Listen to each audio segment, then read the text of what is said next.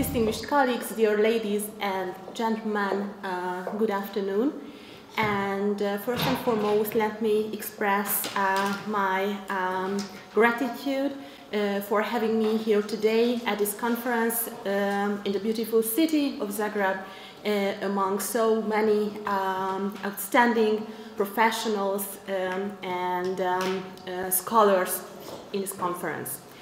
As you might be well aware, that this conference is dedicated to the Professors Network's forthcoming book on migration challenges. So accordingly, I have decided to take the topic of my chapter as a point of departure today, the UN Convention relating to the status of refugees. In my contribution to this book, I analyzed in detail the refugee definition, the refugee status, and the principle of non-refoulement. When I was brainstorming how to tailor this lecture into the 20-minute long time frame and what to focus on, I decided to put the age of the convention in focus, since I'm strongly convinced that in order to understand the significance as well as the flaws of the refugee protection regime built upon this convention, we need not to lose sight the passage of time, that is, the historic era when the convention was adopted and the changes in modern migration trends in the last decades.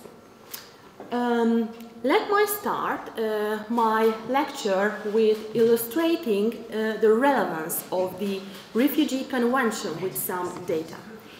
There are 146 states parties to the convention today, and our home countries, including Croatia, the Czech Republic, Hungary, Poland, Romania, Serbia, Slovakia, and Slovenia are among them. Such as the regional refugee flow brought about the international armed conflict between Russia and Ukraine demonstrated in the last 2 years, it is beyond doubt that these Central European countries are highly committed to their international obligations under the Convention. Additionally, when speaking about the importance of the Refugee Convention, let me show you some UNHCR data. According to the latest numbers, there is 110 million forcibly displaced people worldwide. 36.4 million of them are refugees, and 6.1 million are asylum seekers. It is also worth mentioning that 52% of the refugees originate just from 3 countries, Syria, Afghanistan, and Ukraine, while most of the refugees are hosted in Iran, Turkey, Germany, Colombia, and Pakistan.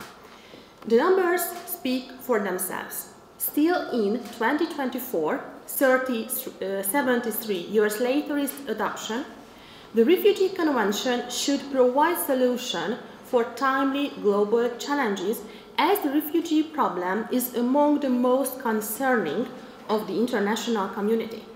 But the main issue here is whether the Convention is fit for this task. And now, as I have promised, let's concentrate on time. Where does the history of the Refugee Convention begin? The Convention was drafted almost immediately after the Second World War as an outstanding achievement of the early work of the UN, recognizing that cooperation and burden sharing on this field are inevitable.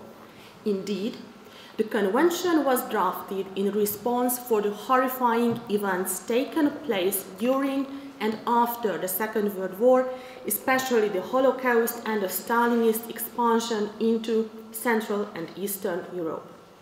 That is, The adoption of the Convention was the result of an era when refugees were primarily the persecuted victims of highly organized predatory states.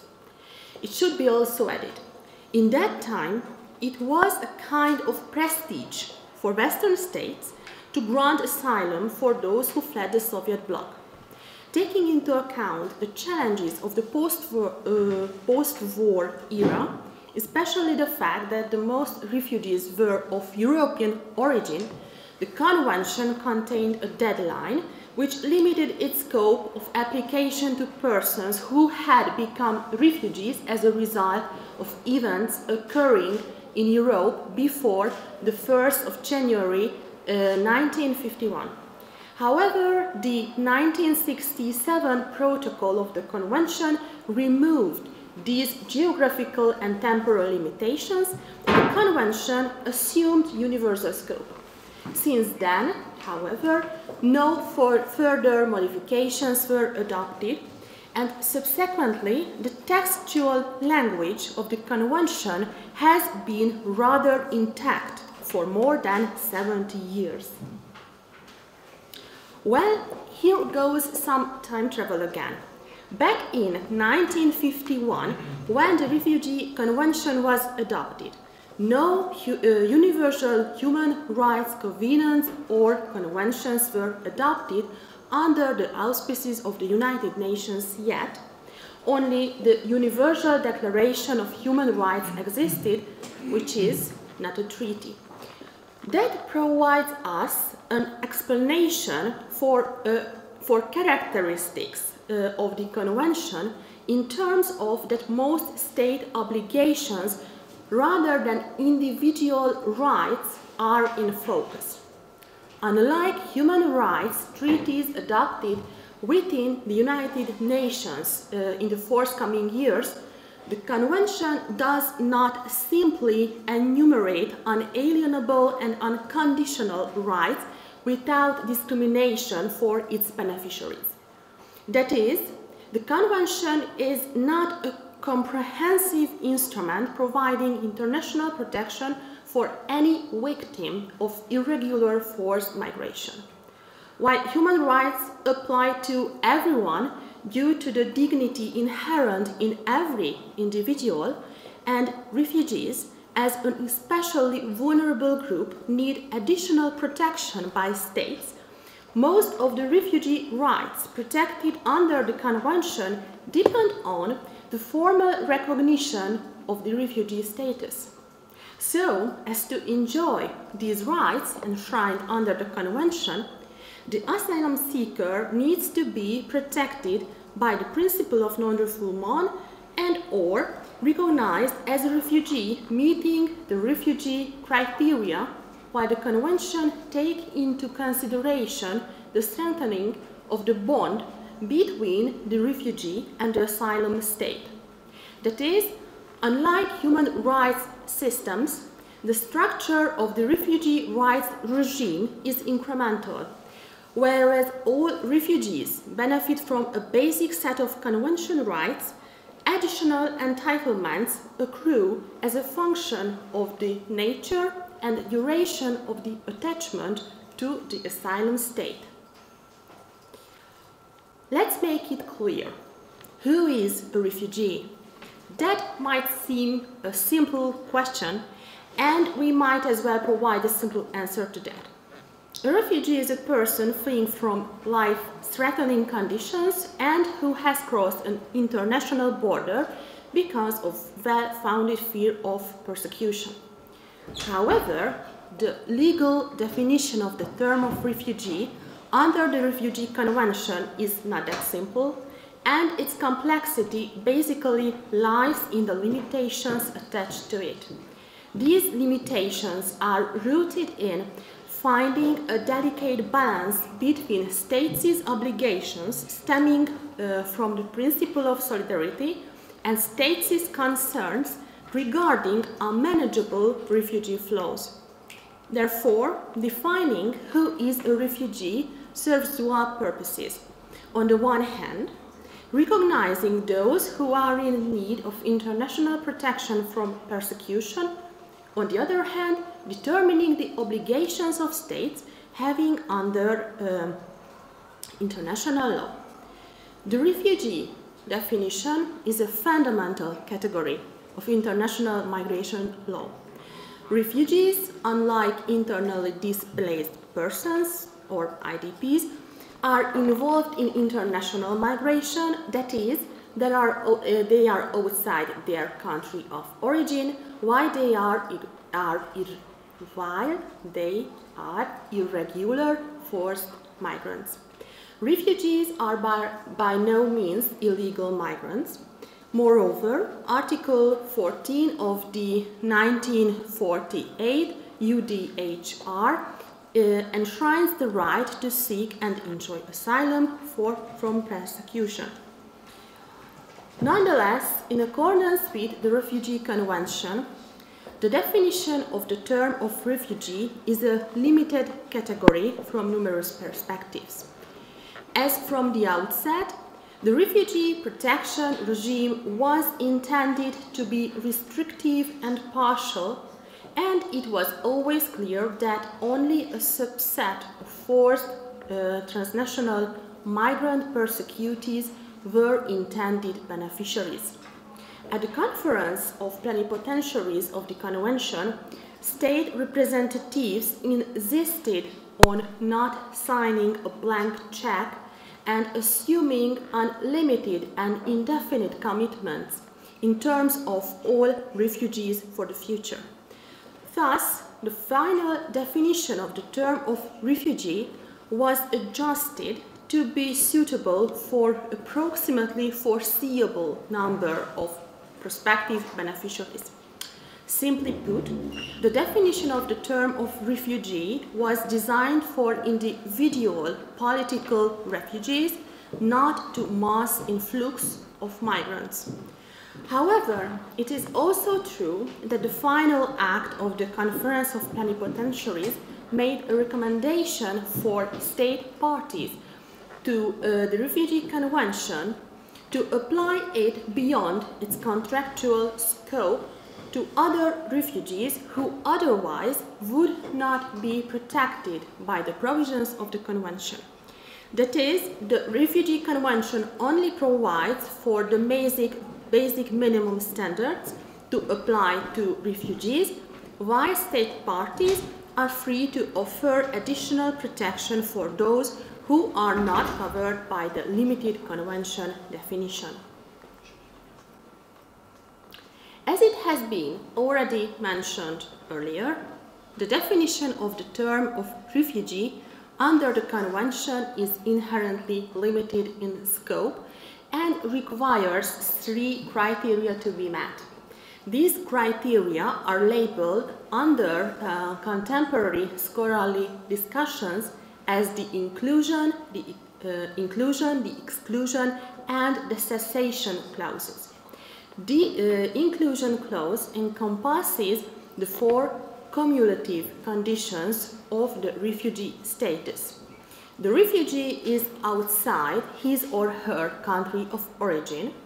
Second, the refugee is unable or unwilling to avail him or herself of the protection of the country of origin.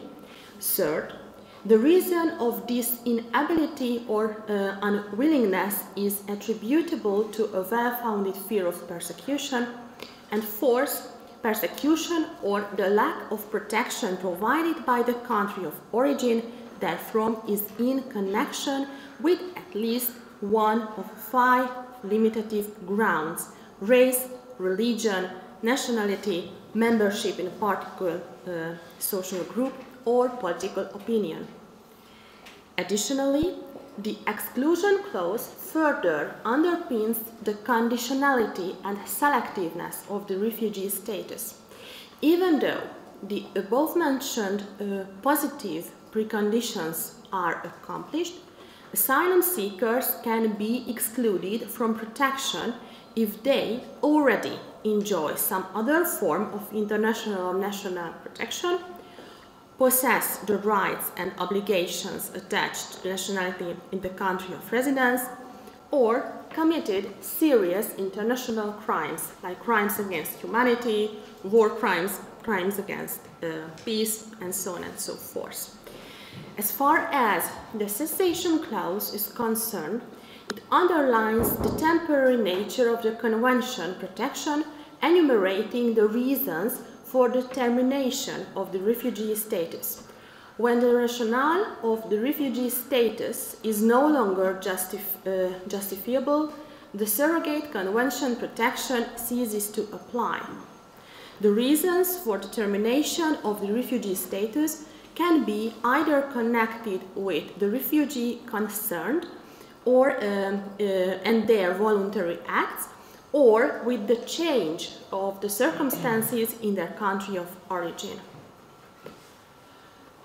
This research has demonstrated, after the analysis of the refugee definition, that the temporary international protection was tailored to a very limited category of refugees, and therefore the Refugee Convention is not able to provide protection for IDPs or those who flee from their home countries without persecution or owing to some other drivers not enumerated under the Convention, like due to famine, extreme poverty, climate change, and so on.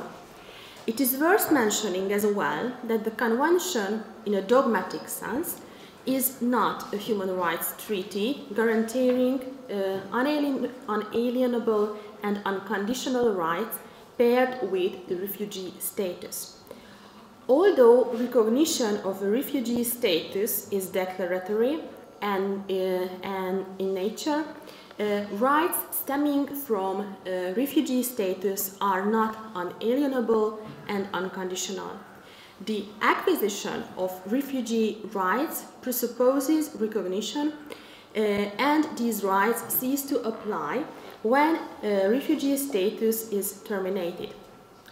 Moreover, refugee rights are also incremental, that is, the more the bond strengthens between the refugee and the asylum state, the more the Refugee Convention provides for refugees. Based on the brief and concise analysis outlined in this presentation, one may conclude that albeit the Convention has many textual limitations, it has been applied as an ultimate tool in protecting those who really are in need, and even though it is outdated or obsolete in concept, the fact that significant increase in numbers of forcibly displaced persons has resulted in costly procedures, which are burdensome for states in economic and social terms, and the tendency that there is also an erosion in support for the Refugee Convention among traditional asylum states, judicial interpretation has found a way to keep it as a rather living instrument. Ladies and gentlemen, these closing remarks bring me to the end of my presentation, and thank you very much for your enduring attention.